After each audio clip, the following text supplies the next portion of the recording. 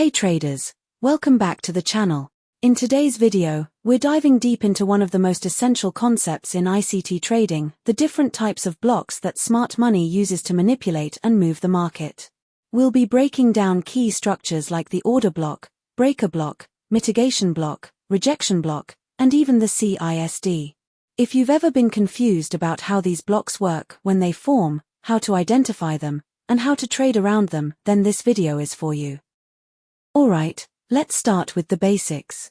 So, what exactly is an order block? Order blocks are basically the last candle that causes some kind of imbalance or inefficiency in the market. It's where we believe the big players, like institutions or smart money, are making their moves. In a bearish setup, an order block is usually the last bullish candle right before a sharp drop. That drop often causes a clear break in market structure. In a bullish scenario, it's the last bearish candle before a strong move up that breaks structure to the upside. Now, order blocks can show up at the start of a big move, or sometimes even in the middle of a trend. They're usually easy to spot. It's a candle that kind of stands out. It might be the same color as the trend, or the opposite. But here's the thing, the color of the candle doesn't matter at all when it comes to identifying an order block. For example, according to the classic definition, we'd expect the last bearish candle before a strong bullish push to be the order block. But in this case, we didn't really see that strong push right after the bearish candle. The bullish candles were kind of weak. So what do?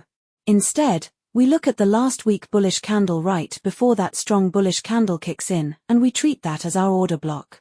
Just one more thing to remember, when identifying supply and demand zones, we usually look at a whole area. But with order blocks, we focus just on that specific candle, the one that really mattered. Let's talk about something important. Order blocks are super popular when it comes to trading opportunities. But have you ever wondered why some order blocks work perfectly while others just get completely ignored by the market? Well, to answer that, let's talk about how to identify a valid order block. Here are 5 simple but powerful rules you can follow. Number 1. It comes off a higher time frame PD array. Always look at the bigger picture first. When you're using order blocks, you need to align your lower time frame setups with the overall bias from the higher time frame. So instead of just trading any random OB you see on the 5-minute chart, check to see if it's forming off a previous PD array like a fair value gap on the higher time frame. That gives it a lot more strength. Number 2. It leaves behind an imbalance or FVG. There should be some kind of imbalance or inefficiency left behind near the order block. Why? Because price wants to come back and rebalance that area. So when price makes a strong move away from an order block and leaves a fair value gap behind, that's a huge clue that this area is important. Think of it like this, the order block is already a magnet for price, and if there's an imbalance too, that magnet just got a lot stronger. And hey, if you've ever had your stop loss sniped right before price goes your way, you're not alone. One trick I've learned after months of backtesting is this. When an order block fails, it's often because there's an FVG just above or below it. In those cases, price skips the order block and reacts from the FVG instead. Knowing this can save you from some frustrating losses. Number 3. Break of structure.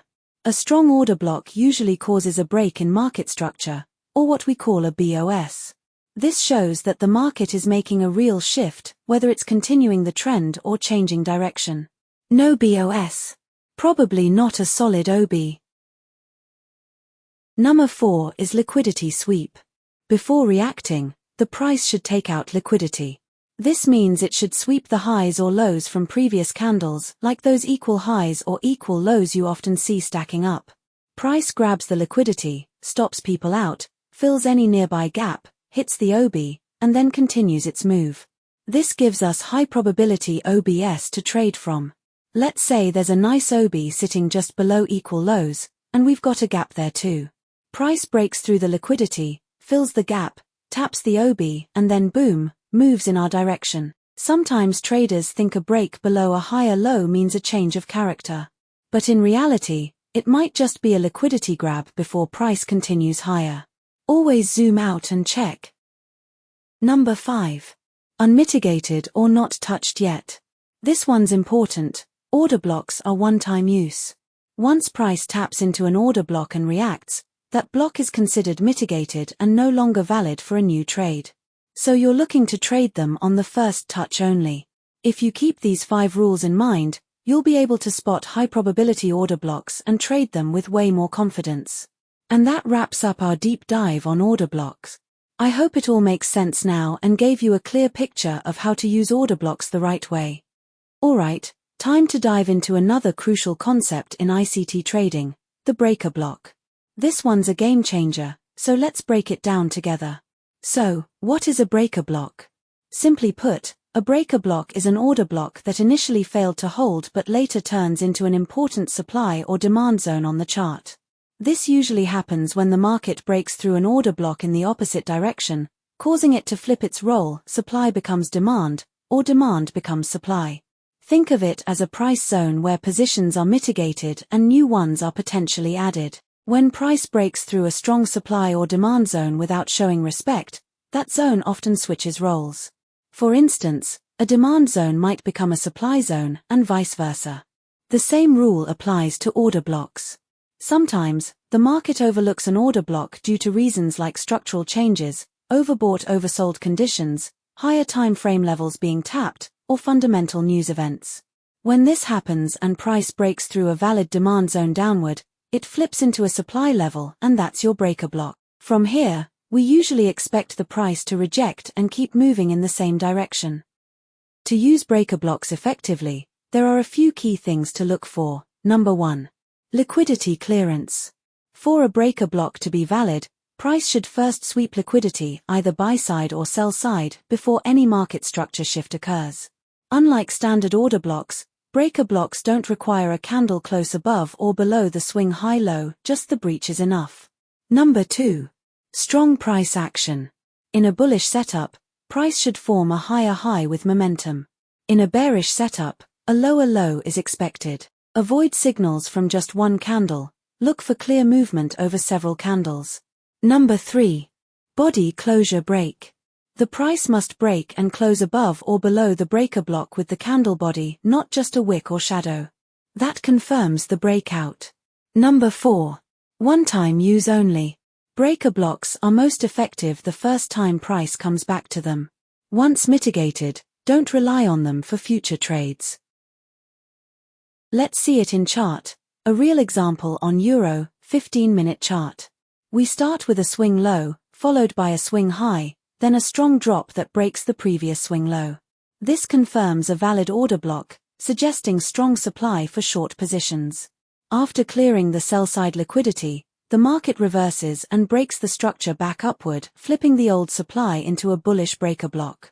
Price dips into the breaker area, pauses, accumulating more sell orders, then gains momentum and moves up.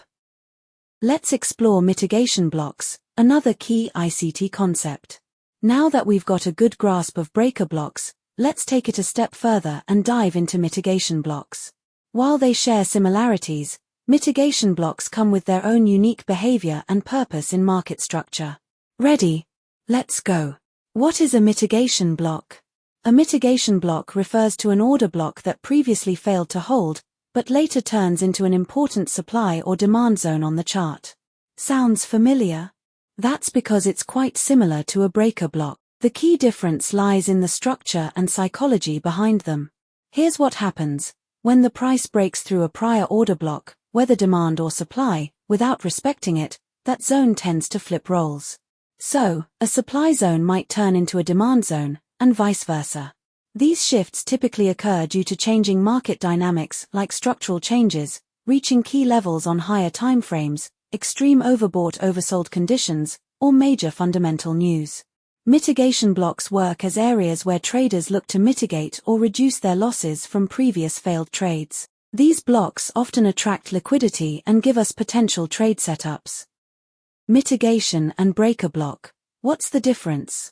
At first glance, they may look alike. But here's the key distinction. In a breaker block, price usually creates a short-term high, followed by a low that sweeps that high and causes a market structure shift. In a mitigation block, the sweep isn't required. Price doesn't need to run the initial high or low. Instead, it retraces to the failed zone, often a short-term low, where sellers step back in aiming to mitigate previous losing trades. So while both are formed from broken structures, mitigation blocks rely more on price retracing to trap areas, and less on a liquidity sweep above or below a swing.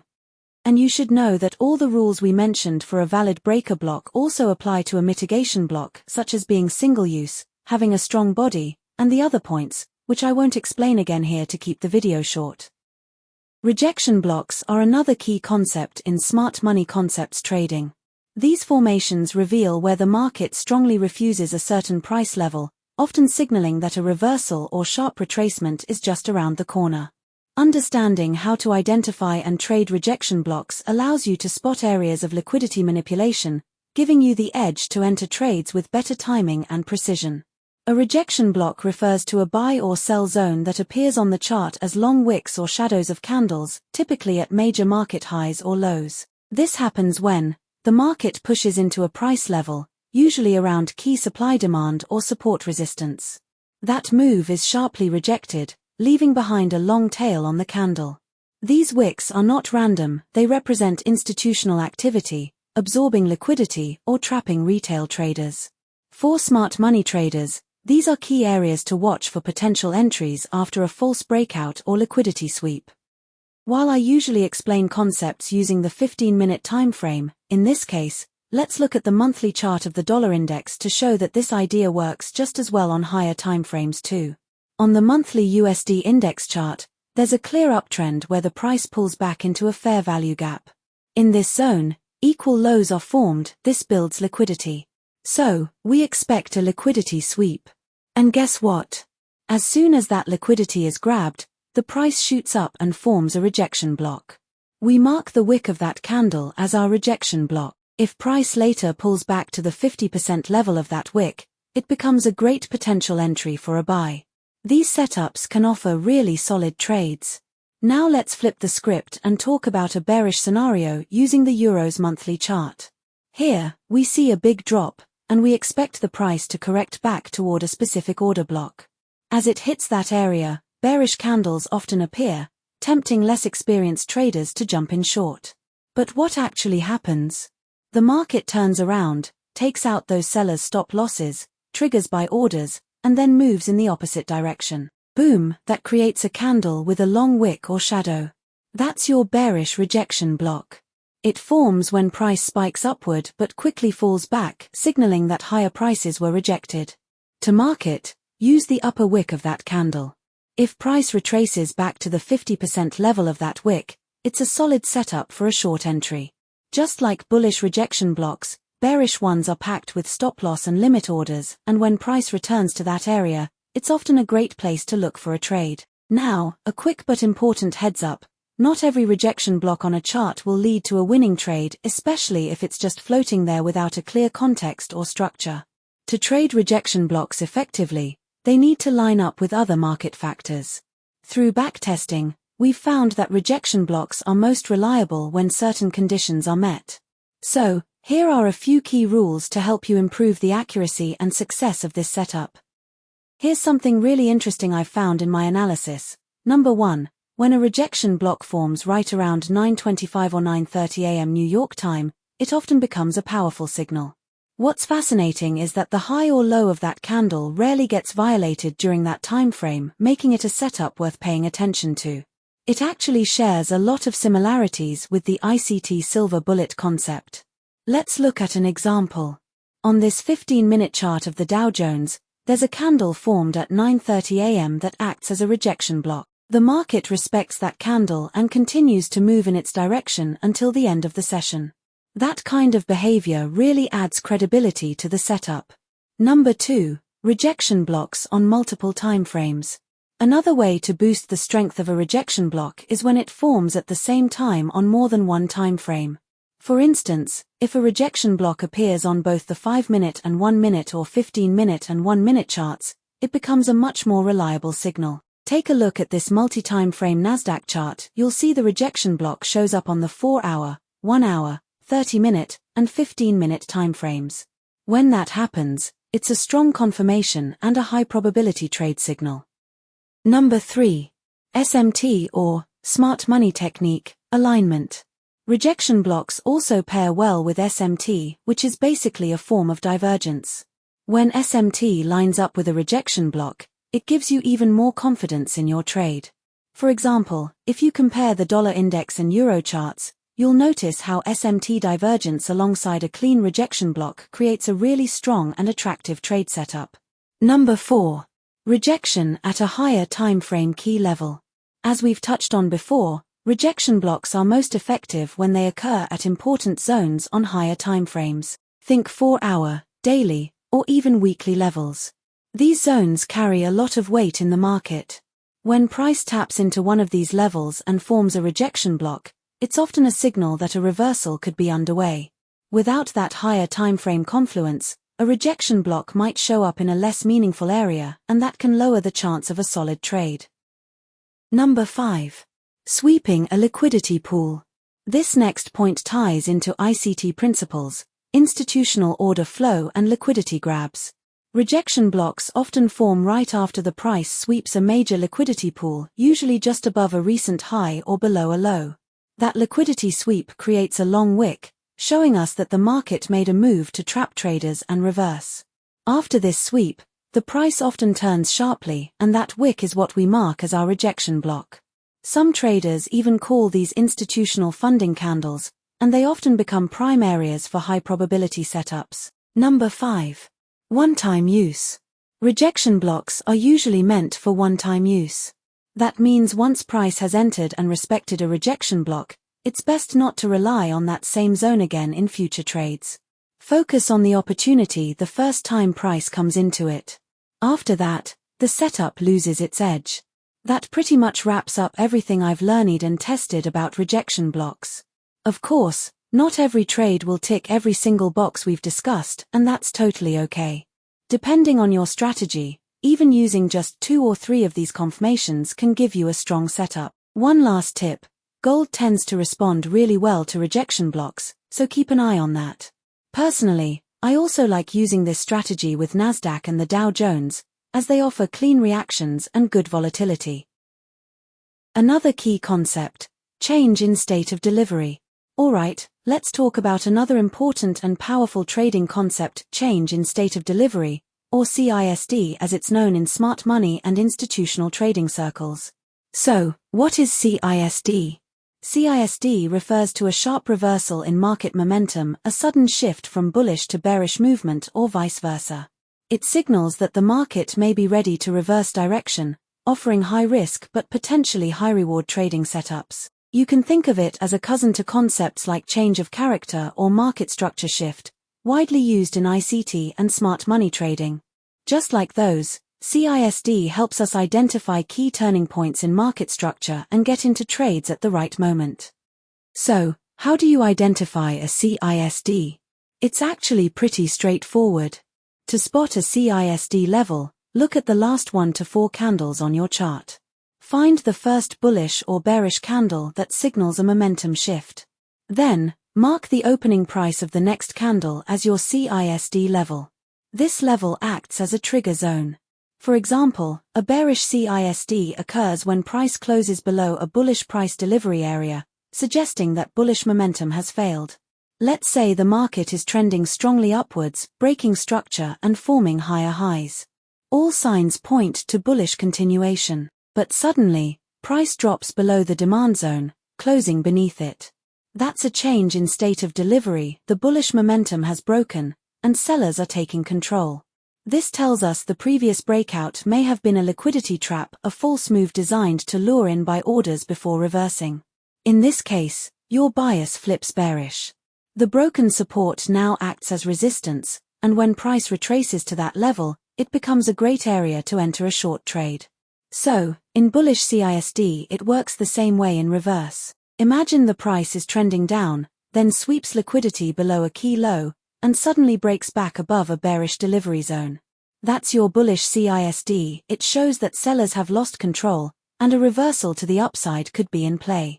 Once price pulls back to the former supply zone, that's your chance to go long. To boost your success with CISD, here are some key rules and filters you'll want to include in your analysis. Number 1. Higher time frame confluence. CISD is much more effective when it happens at a key level on a higher time frame, like the 4-hour, daily, or weekly chart. These zones carry more weight and can strongly influence price direction.